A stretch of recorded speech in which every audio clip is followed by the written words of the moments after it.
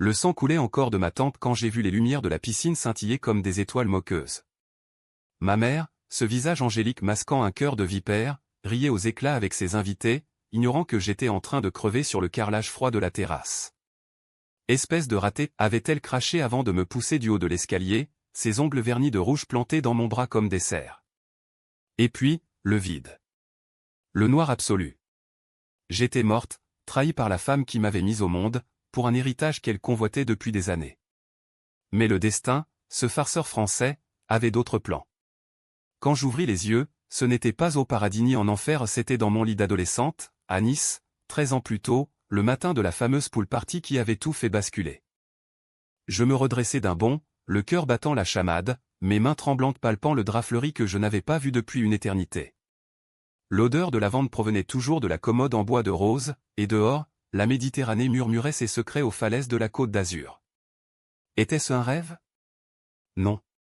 Le miroir de la salle de bain me renvoya l'image d'une fille de 17 ans, aux cheveux châtains en bataille, aux yeux verts encore innocents, sans les cicatrices que la vie et la mort avaient gravées sur mon âme.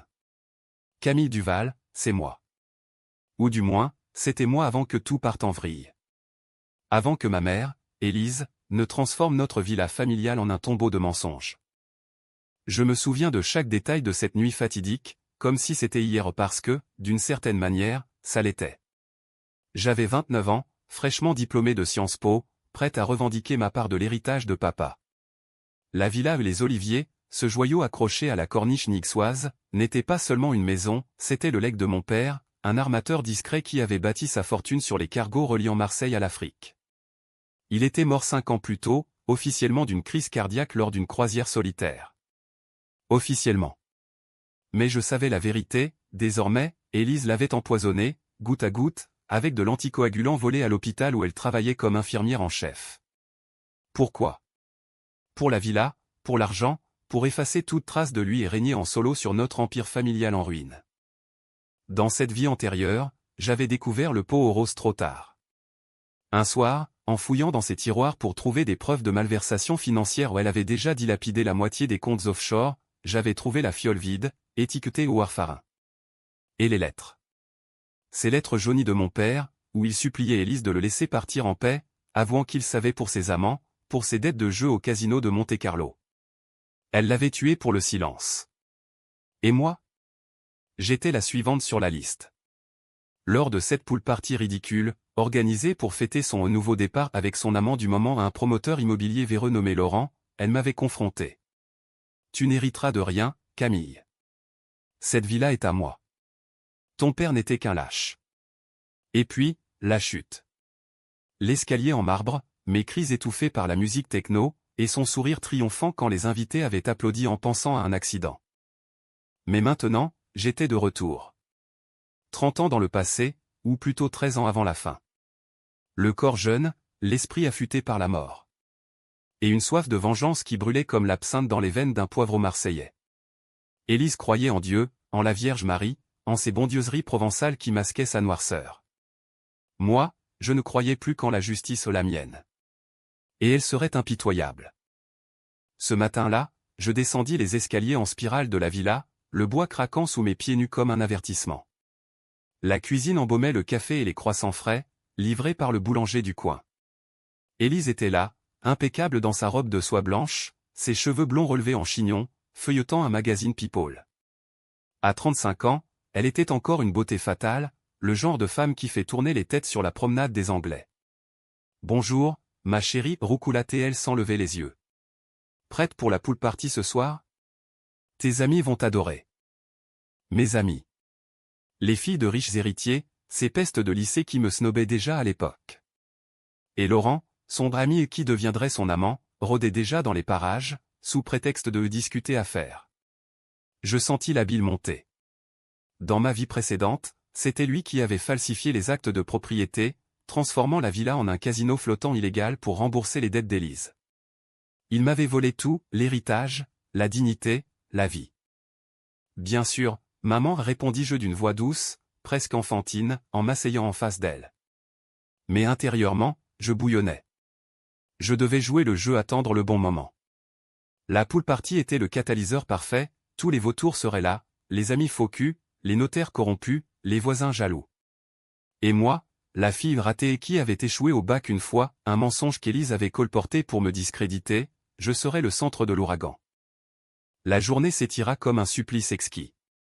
Je passai l'après-midi à fouiller discrètement la maison, sous couvert d'aider aux préparatifs. Dans le bureau de papa où une pièce qu'Élise avait transformée en dressing, je retrouvai le coffre-fort. Le code? Mon anniversaire, bien sûr.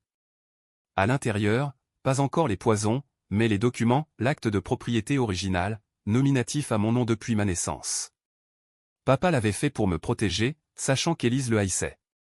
Pour Camille, quand elle sera prête, avait-il notarié. Prête? J'étais prête maintenant. J'empochai une copie, gravant chaque mot dans ma mémoire. Le soir tomba sur la côte d'Azur comme un voile de velours noir, piqué d'étoiles et de rires forcés. La piscine illuminée d'un bleu électrique contrastait avec les torches et tikis qui crépitaient le long de la terrasse.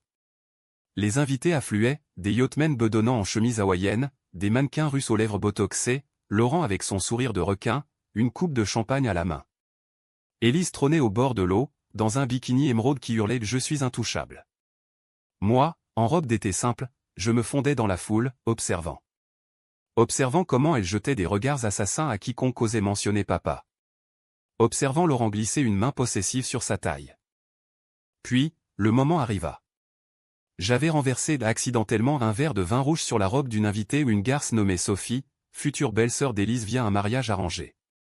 Le chaos s'ensuivit, cris, éclaboussures, et Élise, furieuse, pointa un doigt accusateur vers moi. « Camille. Qu'est-ce que tu fabriques? Tu es ivre ou quoi? Sors d'ici.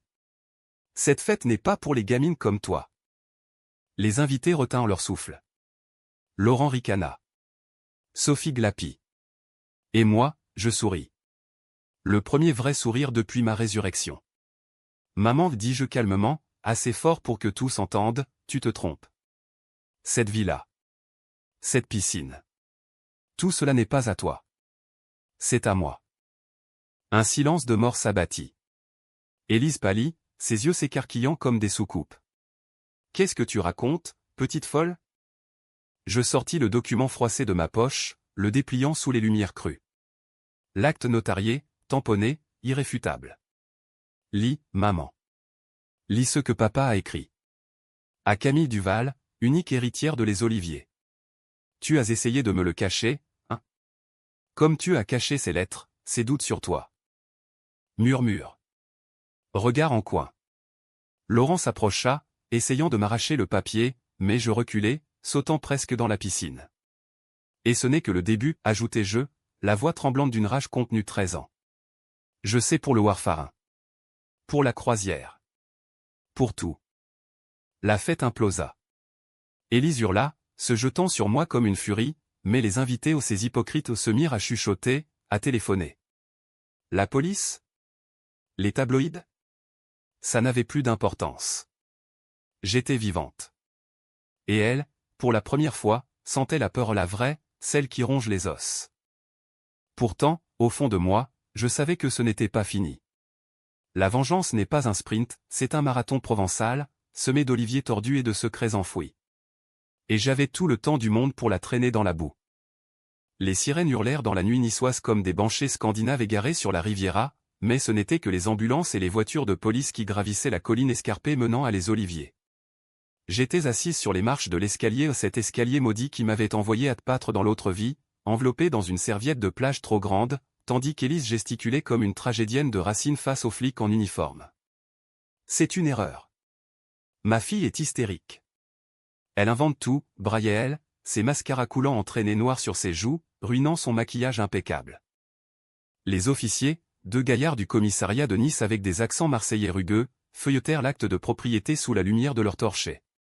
Madame Duval, dit l'un d'eux, un certain inspecteur Moreau d'après son badge, cela semble en ordre. Notarié en 1990. À votre fille, Camille. Il me jeta un regard, mi-curieux, mi-suspicieux. Et cette histoire de poison? Vous avez des preuves?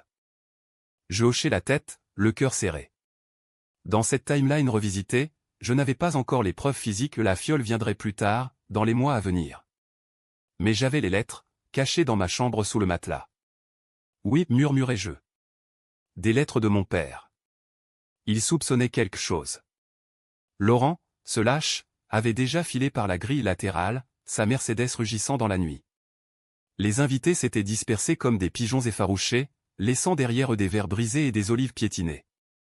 Élise se tourna vers moi, ses yeux verts les miens, en plus froids brillants de haine pure. Tu vas le regretter, Camille. Tu vas tout regretter. C'était la même phrase qu'elle avait prononcée avant de me pousser, 13 ans dans le futur. Un frisson me parcourut l'échine. Elle n'avait pas changé. Toujours cette femme qui manipulait les hommes comme des marionnettes, qui avait séduit papa à 18 ans pour son argent, qui avait ruiné sa santé avec ses caprices et ses dettes. Mais maintenant, j'étais armé. Pas d'un couteau, mais de la connaissance. La prescience d'une morte. La police nous sépara pour la nuit, Élise dans une chambre d'hôtel au Negresco, moi consigné à la villa sous surveillance. Seul dans le grand salon aux murs tapissés de soie provençale, je pleurais enfin. Pas de joie, pas de triomphe ou de rage. Papa. Mon doux papa, avec ses histoires de marins bretons et ses promenades au lever du soleil sur la plage de Pebble. Il m'avait protégé en secret, me léguant tout pour que je ne finisse pas comme lui, piégé dans les filets d'une sirène toxique. Et Élise? Elle avait tout su. Les testaments holographes, les comptes en Suisse. Elle avait comploté avec Laurent dès le début, falsifiant des signatures, vendant des parts de la société maritime pour financer ses folies. Le lendemain matin, le soleil se leva sur un chaos médiatique. Les tabloïds locaux au Nice Matin en tête titraient déjà « Drame familial à la Villa Les Oliviers, héritière mineure contre mère manipulatrice ». J'éteignis mon téléphone, qui vibrait sans cesse. Mes amis du lycée, ces vipères en herbe, m'envoyaient des messages hypocrites « OMG, c'est vrai pour la villa ?» Sophie, la tache de vin ambulante, avait posté une story Instagram floue de la piscine, légendée et nuit de folie drama queen. Je ris amèrement. Dans l'autre vie, c'est elle qui avait hérité d'une partie de l'argent, via un cadeau d'Élise pour son silence. Je décidai de contre-attaquer subtilement. D'abord, un avocat. Pas n'importe lequel, Maître Lefebvre, le notaire de papa, un vieux renard bourguignon qui haïssait les magouilles. Je l'appelais depuis le téléphone fixe de la villa, prétextant une consultation urgente pour une majeure émancipée. À 17 ans, j'étais encore mineur, mais avec l'acte en main, il pourrait accélérer une tutelle. Mademoiselle Duval, grésilla-t-il à l'autre bout du fil, votre père m'avait prévenu que ce jour viendrait. Venez à mon étude cet après-midi. Apportez les lettres. L'étude de Lefebvre, nichée dans une ruelle ombragée du Vieux-Nice, sentait le papier ancien et le cognac. Il lut les documents en silence, ses lunettes glissant sur son nez busqué. Votre mère est une vipère, conclut-il enfin, tapotant le bureau de son alliance en or. Mais la loi est de votre côté. On peut geler les biens immédiatement. Et pour le reste? La police enquêtera. Il me conseilla la discrétion, ne la provoquez pas trop, Camille. Les femmes comme elles mordent quand on leur tourne le dos. Trop tard pour ça.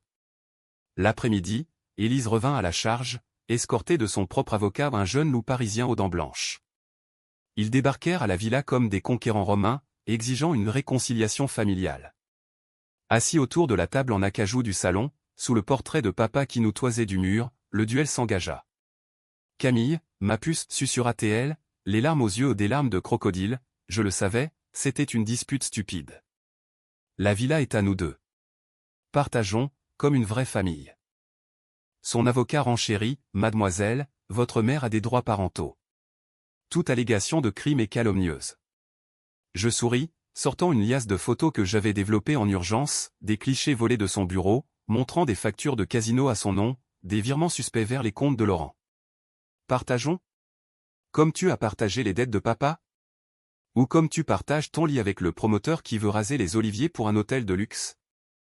Le choc fut palpable. L'avocat blêmit, Élise se leva d'un bond, renversant sa chaise. Salope!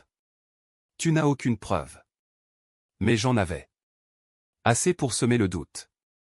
Et le doute, en France, est une arme plus affûtée qu'un guillotine. Ils partirent la queue entre les jambes, promettant des poursuites. Mais je savais, Élise mijotait déjà sa riposte. Dans l'autre vie, c'était une plainte pour harcèlement filial, suivie d'un internement forcé en clinique psychiatrique. Pas cette fois. Les jours suivants furent un tourbillon de tension. La presse locale campait devant la grille forgée, flash crépitant comme des feux d'artifice du 14 juillet. J'embauchai un garde du corps, un ex-légionnaire corse nommé Bruno, qui ressemblait à un ours provençal, et je repris mes cours au lycée en mode fantôme, évitant les ragots. Mais la vengeance bouillonnait. Je contactai discrètement les employés de papa, le capitaine de ses cargos, un vieux loup de mer nommé Henri, qui confirma par mail codé « Votre père n'est pas mort d'une crise ». Il m'a dit « Si quelque chose m'arrive, protège Camille ». Henri avait des échantillons de sang congelé, prélevés lors de la croisière. De quoi relancer l'enquête pour meurtre. Pourtant, les nuits étaient les pires. Allongé dans mon lit, je revivais la chute, le marbre froid, le craquement de mes os, le rire d'Élise se mêlant aux vagues. Était-ce vraiment de la résurrection, ou une punition divine? Un cauchemar éveillé pour expier mes propres péchés? Dans l'autre vie, j'avais été complice involontaire, ignorant les signes, couvrant ces mensonges pour préserver la famille. Cette fois, je paierais de ma propre controverse. J'allais détruire non seulement Élise, mais le mythe de la mère parfaite qu'elle avait bâti. Et tant pis si on me traitait de parricide en herbe ou de vendettos hystérique. La France adore les drames familiaux, j'allais leur en donner un à la sauce Balzac. Le twist se profila une semaine plus tard, lors d'une confrontation inattendue au marché de Course-Aleya. J'y étais pour acheter des socas et des olives, essayant de retrouver un semblant de normalité, quand je la vis, Sophie, l'invitée tachée de vin, marchant bras dessus bras dessous avec une femme plus âgée, élégante, aux cheveux poivre et sel. Ma grand-mère paternelle, Amélie, que je croyais morte depuis des années. Élise avait menti, un accident de voiture en Bretagne. Mais la voilà, vivante, exilée par sa belle-fille pour éviter qu'elle ne révèle les secrets familiaux. Camille, murmura Amélie, les yeux emplis de larmes. Nous nous embrassâmes au milieu des étals de fleurs, ignorant les regards curieux. Elle savait tout. Papa lui avait tout confié avant de mourir. Et maintenant, avec elle à mes côtés, la vraie bataille commençait. Contre Élise, contre Laurent, contre le système qui protégeait les monstres en robe de soie. Amélie Duval ou plutôt, Amélie Le Gall, de son nom de jeune fille breton devint mon ancre dans cette tempête azuréenne.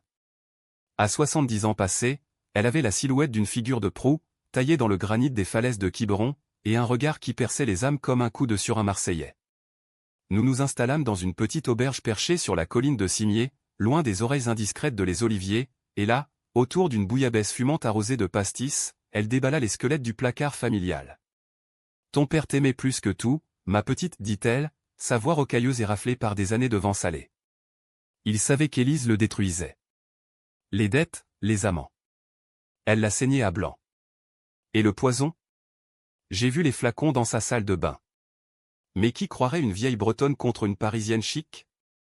J'avalai une gorgée de vin rosé, le palais encore imprégné du sel de la mer. Amélie confirma ce que mes souvenirs ressuscités hurlaient, Élise n'était pas la fille d'un boulanger niçois comme elle le prétendait.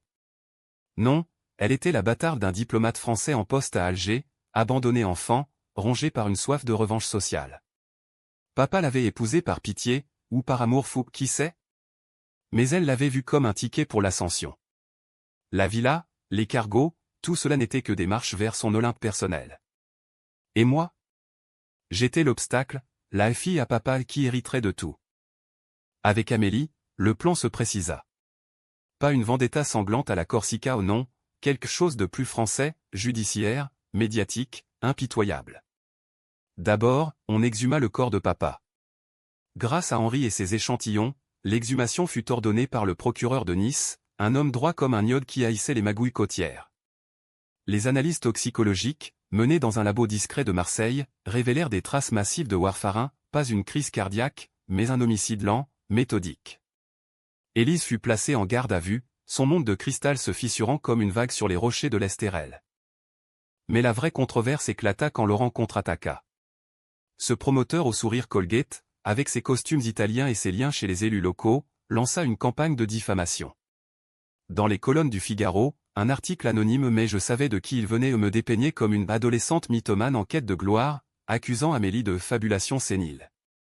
Pire, ils fouillèrent mon passé, déterrant une vieille histoire d'adolescence ou une fugue à 16 ans après une dispute avec Élise, où j'avais passé la nuit dans un squat à Cannes avec un garçon plus âgé. Nymphomane en herbe, titra un torchon People. Les réseaux sociaux s'enflammèrent, Camilla folieux, avec des mèmes de moi en robe tachée, photoshopée en sorcière. Je serrais les dents, mais intérieurement, ça rongeait. Étais-je vraiment cette fille brisée, ou la vengeresse que le destin avait forgée dans le feu de la mort? Amélie me secoua, laisse-les japper, ma bretonne.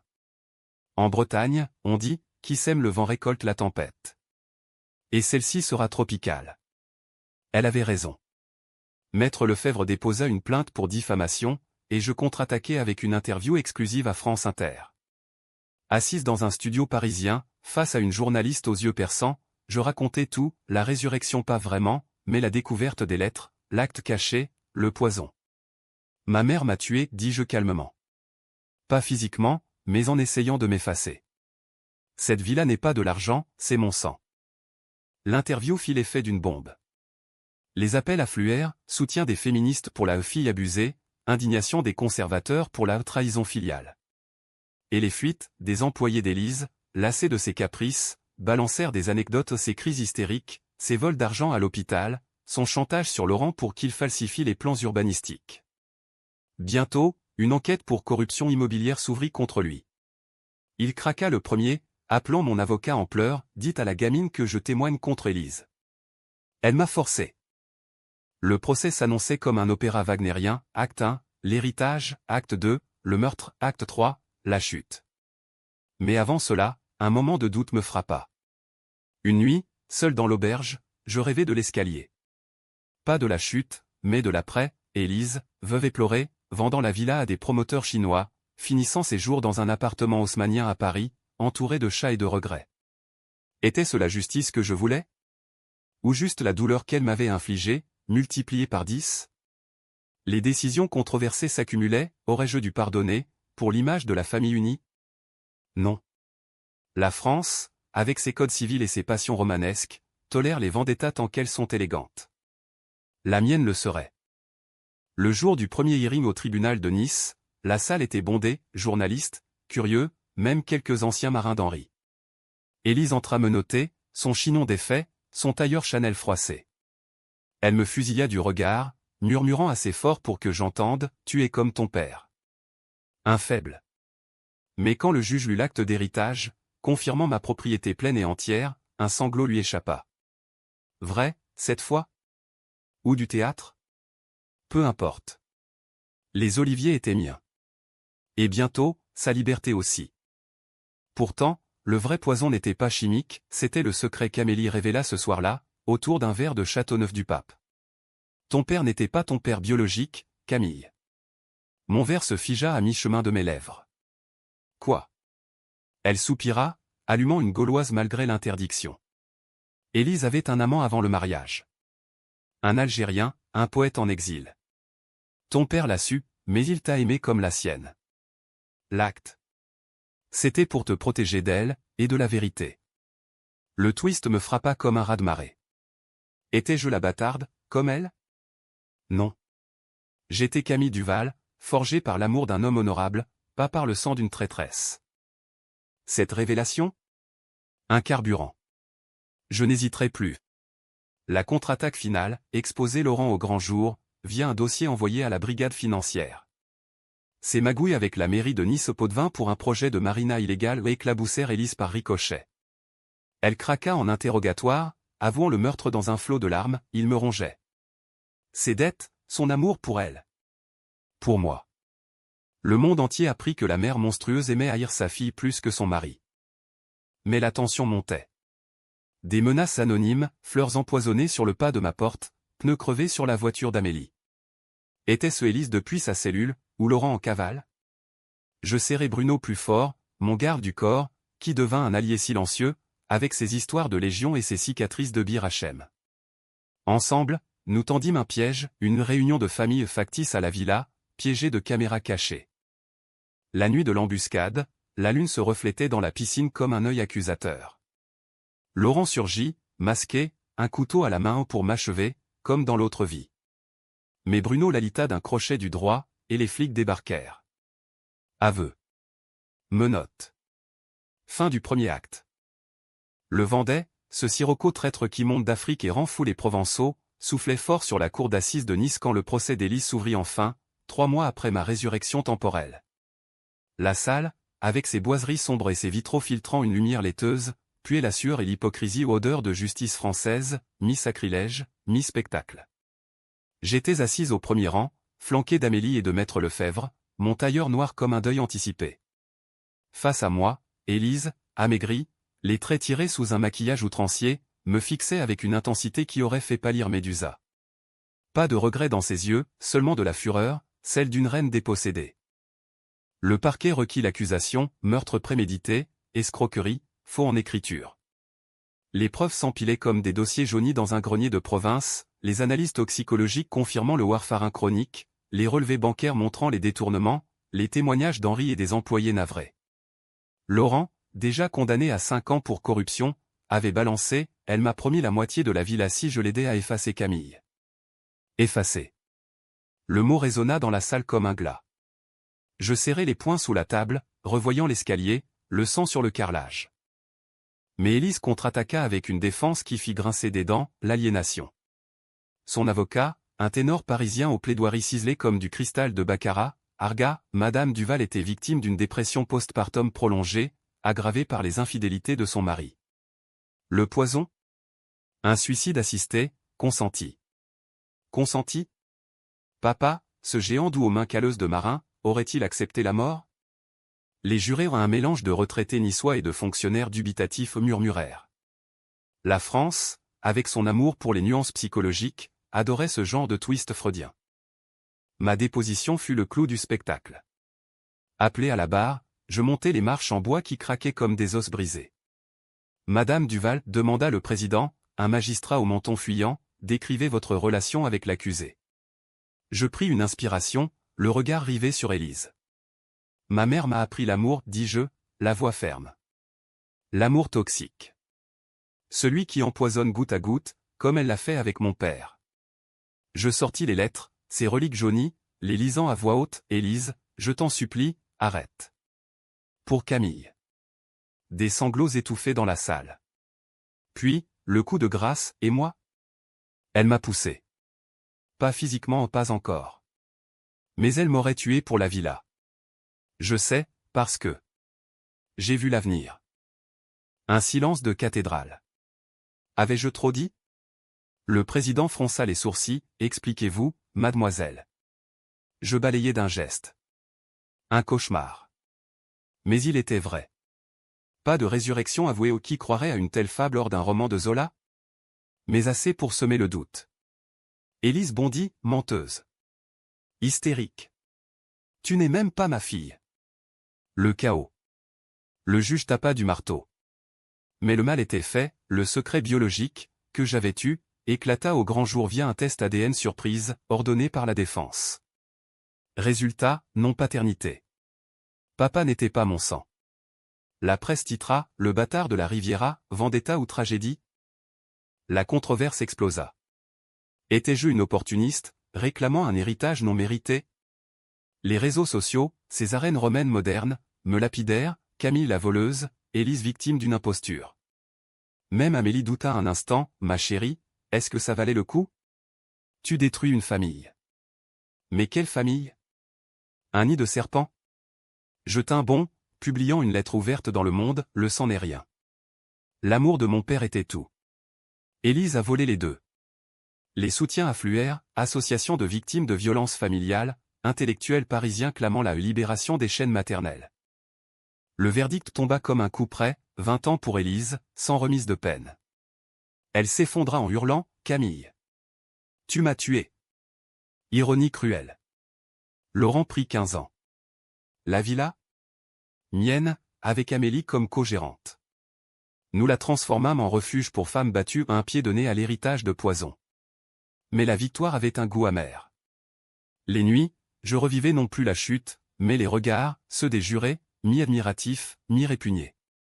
Ma vengeance était-elle justice, ou un miroir déformant de la sienne? Puis vint le twist final, tapi dans l'ombre comme un olivier centenaire. Un mois après le procès, une lettre arriva à Les Oliviers, postée d'Alger. De l'amant d'Élise, le poète en exil, ta mère t'a menti sur tout, mais pas sur ton sang. Tu es la mienne, Camille. Viens, et je te dirai pourquoi elle t'a haï depuis le berceau. Mon vrai père? Vivant? Le sirocco se leva à nouveau, portant des murmures d'Afrique. La vengeance n'était pas finie, elle mutait en quête. Étais-je prête à plonger plus profond, au risque de noyer mon âme? Pour l'instant, je marchais sur la plage de Galets, les vagues léchant mes pieds nus. La Méditerranée, cette mer indifférente, effaçait les traces. Mais pas les miennes. J'avais gagné la bataille, la guerre? Elle venait d'Algérie, parfumée de jasmin et de trahisons enfouies. L'avion pour Alger décolla de l'aéroport de Nice sous un ciel d'azur impitoyable, comme si la Provence me reprochait de quitter son giron pour les sables arabes. Amélie m'avait supplié de ne pas y aller seule, c'est un piège, ma petite. Les fantômes du passé mordent plus fort que les scorpions. Mais Bruno, fidèle comme un dogue, insista pour m'accompagner, son holsté dissimulé sous une chemise hawaïenne. Pour les vieilles fois, mademoiselle Camille. Les vieilles fois, ma mort, sa non-existence dans l'autre timeline. Ironie d'une vie bi. Alger m'accueillit avec son chaos organisé, minaret perçant les nuages, klaxons furieux, et une mer turquoise qui rappelait cruellement la côte d'Azur. L'adresse de la lettre menait à un riad délabré dans la Casbah, un labyrinthe de ruelles où l'air empestait le cumin et les regrets. L'homme qui ouvrit la porte était une ombre, grand, voûté, avec une barbe poivre et sel et des yeux noirs comme l'encre d'un manuscrit arabe. Camille, murmura-t-il, la voix un ronron de tabac et de poésie. Tu ressembles à ta mère. Mais ton regard. C'est le mien. Entre. Il s'appelait Karim Ben Ali, ancien diplomate déchu, exilé après l'indépendance pour opinion trop française. Il avait rencontré Élise en 1975, lors d'un congrès culturel à Paris, elle, étudiante ambitieuse, lui, intellectuel charismatique. Une nuit d'amour, un scandale où elle enceinte, lui rapatriée d'urgence. Elle m'a juré de t'avorter, raconta-t-il, nous servant un thé à la menthe brûlant dans des verres filigranés. Mais elle a gardé l'enfant pour piéger pour piéger Duval. L'héritage. Elle haïssait son propre sang, parce qu'il représentait l'abandon. Le mien. Les pièces du puzzle s'emboîtaient avec une cruauté byzantine. Élise n'avait pas seulement tué papa, elle avait tué l'idée d'une famille pure. Moi, le bâtard franco-algérien, j'étais la preuve vivante de sa faiblesse. Pourquoi me haïr, demandai-je, la gorge nouée. Karim rit, un rire sec comme le désert. Parce que tu étais libre. Libre d'aimer comme je l'ai aimé, sans chaîne.